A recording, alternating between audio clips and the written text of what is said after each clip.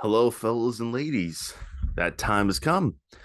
It's time for the final best Oscar nomination. Fuck. The time has finally come.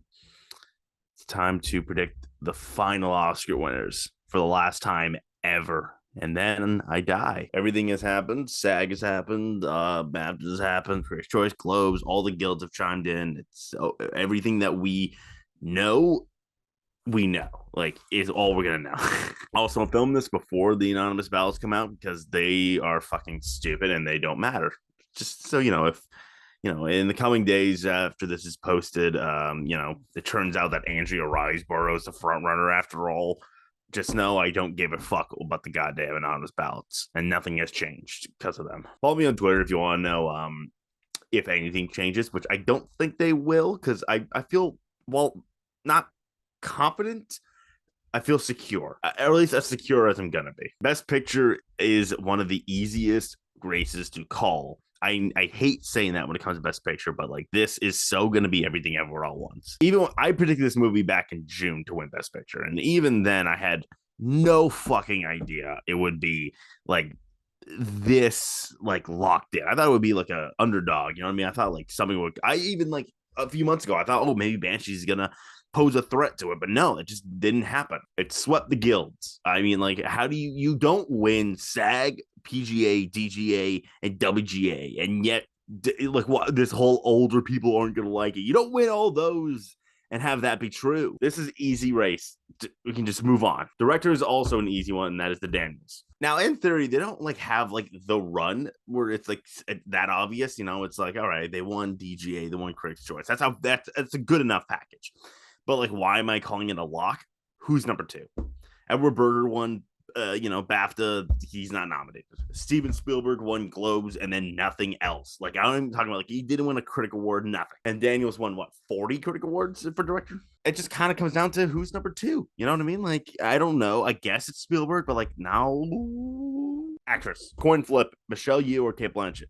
Kate Blanchett, I believe, it's a smarter option because she won BAFTA, she won Globe Drama, and she won Critics' Choice. And meanwhile, Michelle Yeoh won SAG and Globe Comedy Musical, where Kate Blanchett wasn't nominated because she wasn't eligible, and she won the other Globe. I've been going with Michelle Yeoh for a couple months now, and I feel like now it's starting to come to fruition. She has the momentum. It peaked at the right time. Like Jamie Lee Curtis using her SAG speech to like chant Michelle Yeoh's name. Like that was it feels like everything is going her way at the pitch perfect moment. Kate Blanchett could easily take it still though. Like that's not like, of course that can happen. But everything everyone wants is having this perfect moment right now. And if that's gonna dominate, why can't the face of the movie win also? Go on to Best Actor. Another coin flip between Austin Butler and Brendan Fraser. I was ready to surrender. I was ready to lay down my guard after Austin Butler's about to win, but then boom, Brendan Fraser. Brendan Fraser, like it's I can't help but say that Austin Butler is the smart choice. He has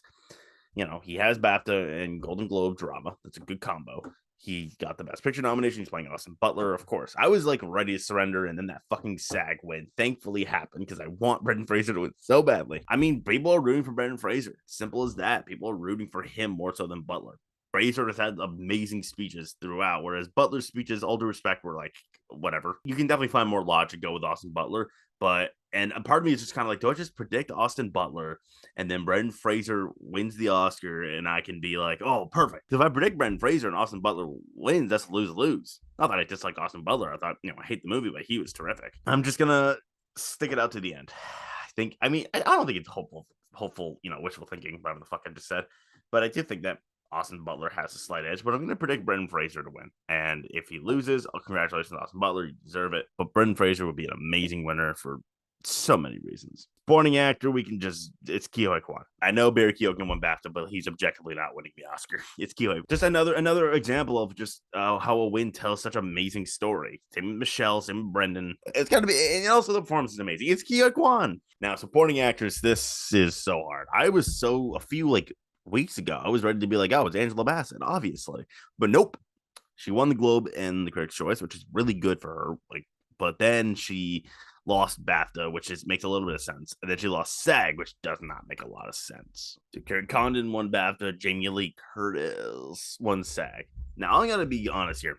I do not buy Jamie Lee Curtis like actually winning. I think that was a guilt thing, how much they are just obsessed with Everything Ever All Once. And honestly, I feel like Jamie Lee Curtis win only boosts Michelle Yeoh. It should be Stephanie Shu. Like, I thought the deal was if you nominate Jamie Lee Curtis, you have to nominate Stephanie Shu as well, because there's no way you can watch that movie and say Stephanie Shu isn't better than Jamie Lee Curtis. But now Jamie Lee Curtis is on track to win.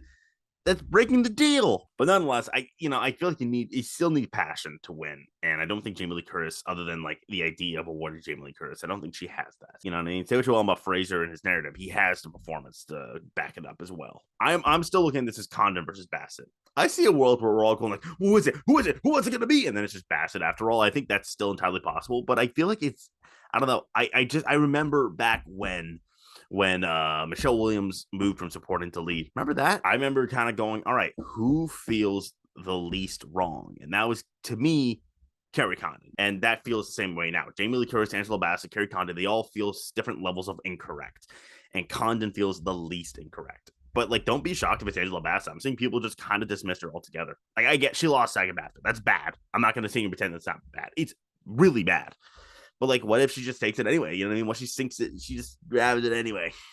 It's possible. It really is. Going to original screenplay. Everything Ever All Once versus The Banshees of Inisherin. Conventional wisdom tells me go with Banshees of Inisherin. You know, that's going to be like its victory. You know, I'm not buying this idea that Banshees of Inisherin like needs a victory. I'm not buying that. I mean, I have a winning supporting actress, but that's not why. But, you know, I do definitely see this win as a possibility, but I'm going to go with Everything Ever All at Once. For one, I think it's just going to dominate. I think that what's happening is just going to keep going for Everything Ever All Once. But also, it just makes a little bit more sense as a screenplay winner. It's very unique. It's original. It's funny. It has like many different layers of creativity, like in like storytelling. You know what I mean? Like, it bends genre. That's a key thing that has been winning screenplay recently. It bends genre. Look at Get Out. Look at Parasite. Look at Promising Young Woman. It happens. And I think, all due respect to Banshees, I love Banshees. But like, I feel like Everything Ever Once is a little bit showier as a script. So with that in mind, I'm going to go with an Everything Ever All Once sweep and go with it in screenplay. Initially, I was like, oh, I can't predict it go too far, but like it has gone that far. So I'm just going to continue to go that far and say it gets 6 Oscars. Spoiler alerts. Best adapted screenplay. Thank God WGA gave it to Women Talking, because now I feel pretty good saying it's going to be Women Talking. I definitely acknowledge the possibility of All Quiet on the Western Front, but like that movie's so, I don't know, that winning screenplay just always feels a little bit off to me. That's why I just never stood away from Women Talking as soon as the nominations came. Once I got that Best Picture nomination, I was like, okay, we're good to go. It's just like kind of one of those things where it's like, well, obviously the Academy is in no rush to award Women Talking, but at the same time, they're gonna award All Quiet on the Western Front elsewhere. So there's no narrative at play here. It just kind of comes down to which one's the better screenplay, which one's the showier screenplay, and that's what Women Talking is. I know it missed BAFTA. That's bad. I'm not gonna pretend that's not. But hey, it won WGA. It won everything else. So I think we're in for a Women Talking victory. Editing. I think this is a little easy. Honestly, it swept the editing awards. It's got to be Everything Everywhere All at Once. It makes sense. It has the most editing. Even people who don't like the movie that much are like, wow, the editing, it really enhanced the movie. Like, come on. I know people are gonna go like, no, it can't win. It's not nominated in sound. The rules. Bitch, I read the rules. I don't see nothing about like not being able to fucking win editing if you don't have a sound nomination. I understand the stat. I understand, but dog, I'm sorry. That's just a wild coincidence that's happened this many times. And it's gonna break eventually. Like, it's going to break eventually. Same with the whole, you can't win Best Actor without a Best Picture nomination. Like, yeah, maybe that continues this year. And maybe it's possible that Top Gun wins editing and that sound thing continues. But, like, it's gonna break eventually. So, like, be prepared for that. And I'm predicting it breaks this year. I see the case for Top Gun. I'm not gonna pretend I don't. It won Ace after all, but it wasn't up against Everything Ever All Once. But no, I think it's gonna be Everything Ever All Once. Honestly, I don't see this being that hard. All right, best sound. Flip a coin. Top Gun or All Quiet on the Western Front. Top Gun. I think I did really well at the Cinema Audio Society. So that definitely bodes well for it. All Quiet on the Western Front, I feel like, is a more conventional winner because A, it's a war film, it has a lot of pew pew guns, but Top Gun has planes go vroom, goes brrr.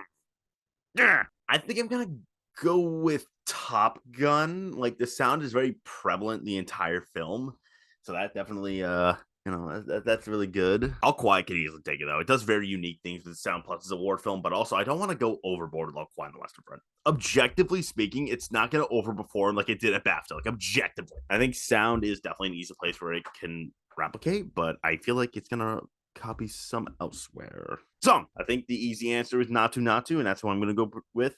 But I don't know. I feel like time has gone by and the RRR hype is kind of flattened, and yeah, it's been a while since its last victory. Lift Me Up is right there, and same with Hold My Hand, but mostly Lift Me Up. I do think that one of those two could win in like kind of like what was that Judas and Black Messiah song? Like that one. But I am just gonna stick with Not To. It's the best song in the category, bar none. Yeah, so I'm gonna go with, and then we can move on. Costume design. This is kind of going to easily be Elvis. My initial theory was that, it's going to be a tight race because, Black Panther won Critics' Choice and then Elvis won BAFTA, where Black Panther wasn't nominated, of course. And then my theory was that they're both going to win a costume guild because they're not up against each other. And then it's going to be a tight race. But that didn't happen. Everything Ever All Once won the costume guild for contemporary costumes. Kind of, stealing it for Elvis in a way. I think Black Panther still has a shot, but like, man, that's gonna be a tough sell. You know what I mean? I think Black Panther's costumes are like a little bit more innovative. I think that's gonna catch more people's eyes. But I think Elvis, I think it has enough where I think that voters are gonna want to go for it. Score. I want to say Babylon because I don't love Babylon, but that score is a chef's French kiss. But it only won the Golden Globe. That's not good. All Quiet on the Western Front has a very good score as well, and it won BAFTA. Tar won Critics' Choice. God knows fucking why. But yeah, no, I'm gonna definitely say that All Quiet on the Western Front wins. I think it's a little bit of a coin flip between All Quiet and Babylon, with like a maybe like a slight chance for an Everything Ever All Once upset. The Fablemans is not winning score, by the way. It's not happening. I knew it was never gonna happen. I don't know why people are so entertaining the idea. I'll lift this chair up a little bit. Hold on. I went down. There we go. But yeah, I'm going with All Quiet on the Western Front. It feels a little bit more not Babylon's catchier, but like I feel like it's a little bit more like a fuck yeah kind of score to go for. You know what I mean? Not like it's triumphant, but it's just more like, yeah. I'm not making any fucking sense. Cinematography, another category. I'm going with All Quiet on the Western Front. I think that's just I think it's just better cinematography overall. Elvis did win Ace, and Elvis did win ASC, though. That is a problem. But I'm still going to go with All Quiet on the West Front. I don't think Elvis is going to do, like, that well. I don't see it, like, dominating, you know what I mean? Like, but that ASC win is definitely tempting. All Quiet wasn't there, and Elvis has not beaten All Quiet on the Western Front in any cinematography races. So I'm going to go with All Quiet on the Western Front. That said, Elvis's ASC win, ooh, that's tempting. I do think it's worth, like, yeah, it's got some showy work in there, but, like, I think it's worth acknowledging that even when the talk was so talked about, I didn't hear a peep about cinematography. So I'm going to just say that All Quiet on the Western Front wins. Production design, I guess Elvis is number 2, but Babylon swept. I was ready to give up on Babylon, but it swept. I don't know what else to say. I think it's just going to easily be Babylon, and we can move on. Makeup and hair. Elvis or The Whale, I think Elvis is going to take it.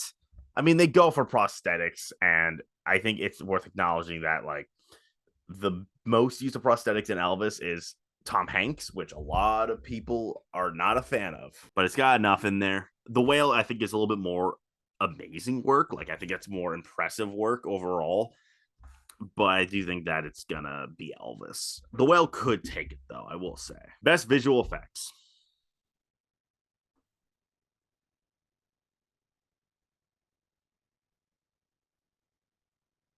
Best animated feature is obvious. It's going to be Guillermo del Toro's Pinocchio.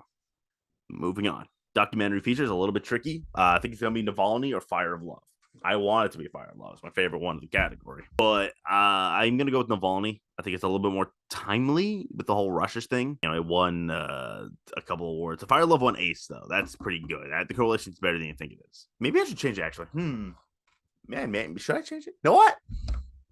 I'm flipping it around. I'm going with Fire of Love instead of Navalny. I'm going with that one. I think that's the easier one to go with. Like, I think that's a more appealing documentary than Navalny. Navalny's really good, but I think Fire of Love is a little bit more appealing. So I'm going with Fire of Love. That was an on-air shift, Fire of Love. International features, All Quiet on the Western Front. Come on. Now we got the shorts, which I did watch. I watched all of them, so I actually have an informed opinion. Live action short. This, not a good collection of movies, I gotta say. I am going with An Irish Goodbye. It's the only one in English. And it's a very easy one to get into. It's very funny, it's sweet. It should be The Red Suitcase. It should be The Red Suitcase by miles. I think number two is Les Papels because Alfonso Cuarón's a part of it and like Disney.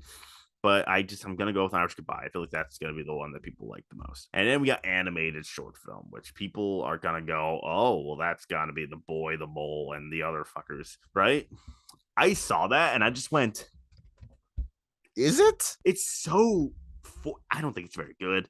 It's like so heavy-handed and for children that I can't. I just don't think it's gonna happen. I'm actually gonna say it's My Year of Dicks. I love My Year of Dicks.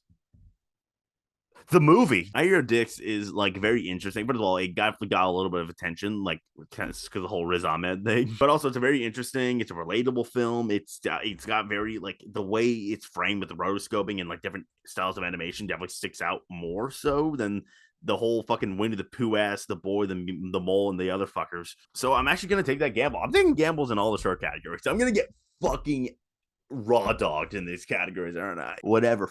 Fuck you. And then finally, we got documentary short. I'm going with Stranger at the Gate, which a lot of people don't like. I thought it was really good. I don't know. I feel like people kind of dismiss the messaging, and I'm just like, why though?